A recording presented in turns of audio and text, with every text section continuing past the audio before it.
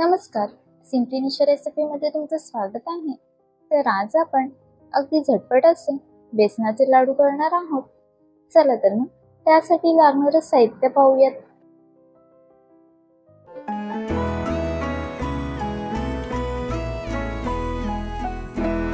तर इथे मी बेसनाचे लाडू करण्यासाठी 2 वाटी बेसन घेतलेला आहे. त्यानंतर 1 वाटी पिठी साखर, पाऊण वाटी तूप घेतलेला आहे, म्हणजे 1 वाटीपेक्षा थोडंसं कमी. त्यानंतर अर्धा चमचा वेलची पूड.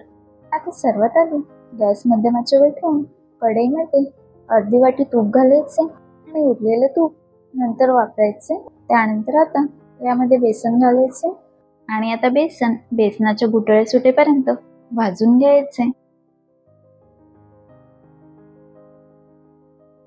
आता बेसन हलकंसं परतून झालं की यामध्ये उरलेलं तूप घालायचे.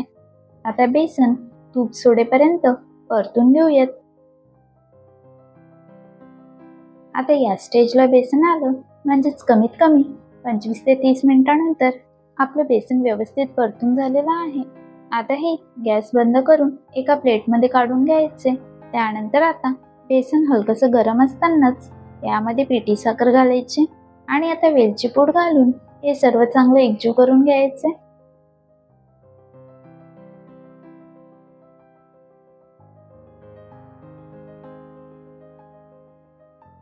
आता इथे पिठी साखर बेसनामध्ये व्यवस्थित एकजीव करून झालेली आहे.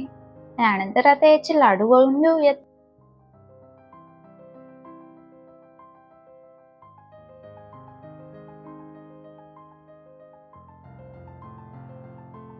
आता इथे आपले अगदी साध्या सोप्या पद्धतीने बेसनाचे सर्व लाडू तयार झालेले आहेत.